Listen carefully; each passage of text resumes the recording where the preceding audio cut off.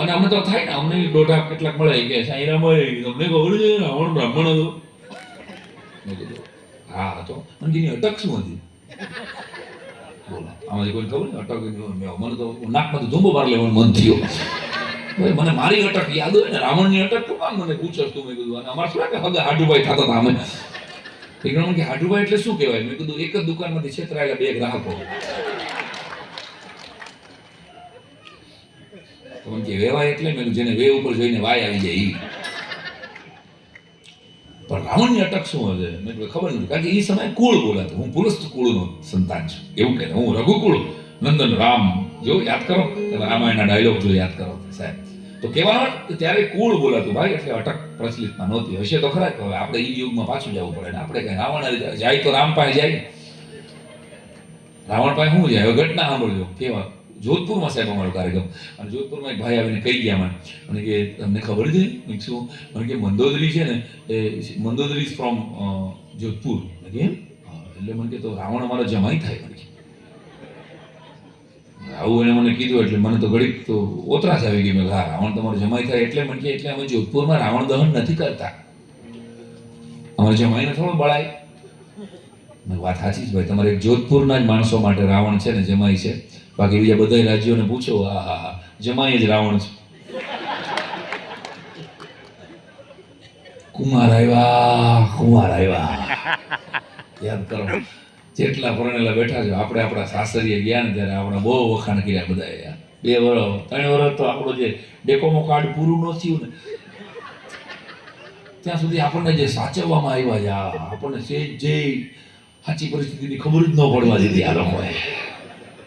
કુમાર આવ્યા, કારણ કે આપણા દેશમાં પહેલેથી શહીદોને સન્માન કરવાનો રિવાજ છે. જાગો ગ્રાહક જાગો.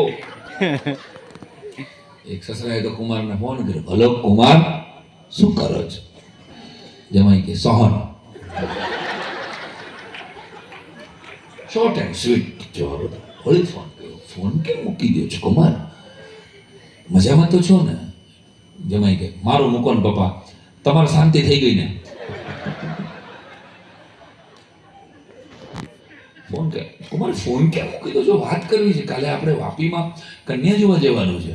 હું નહીં આવું પપ્પા. અરે તમારે શાળા માટે કન્યા જોવા જવાનું છે, આવવું પડે, 10 વાગે આવી જજો. નહીં પપ્પા હું નહીં આવું. કેમ ના આવો? પપ્પા મારાથી છે ને પસંદગીમાં થાપ ખાઈ જવાય છે.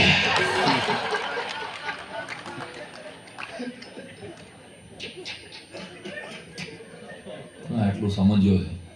અને એક પેઢી 40+ ની આખી પેઢી નામથી હવે બોલાવે છે. એ પેલાના દાદા દાદી અત્યારે નામ લઈને નહોતા બોલાવતા. વડીલો 60+ ના હોય તો પૂછજો, કાકી તાર કાકા બાર ગામ ગયા છે, તાર કાકી હજી આવ્યા નથી. નામ નહીં લે, કારણ કે નામ એનો નાશ. એટલે એ લોકો સ્ટ્રિક્ટલી નામ નહોતા લેતા. પછીની પેઢી એટલે અમારી પેઢી છે નામથી બોલાવતી થઈ. હવે એ પછીની આપણા પછીની જે છોકરાઓને છોકરીઓના જેની સગાઈ થાય છે ને અત્યારે, એ લોકો તો જાનું ચીકુ કહે છે. આ તમારું જનરલ નોલેજ વધારું છું. જાનું ચીકુ બોલો. અને જાનું ચીકુ સેવ કરેલો નંબર આવ્યો, છોકરાની સગાઈ થઈ હતી નવી અને છોકરો નાવા ગયો, જાનું ચીકુ લખેલો આવ્યો તો બાપુજીને એક નંબર, એને એમ થયું ચીકુ વાળાનો ફોન છે. ફાટ કરતો ઉપાડ્યો, હલો. ત્યાં તો કન્યા બોલી, હા શું કરે મારું ગલુડિયું?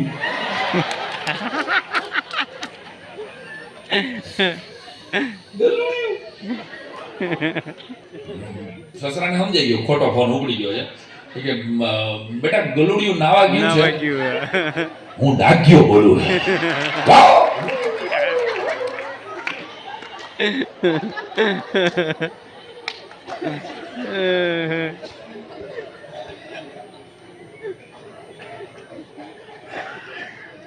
ઓહો તમને હું બહુ યાદ આવવાનો.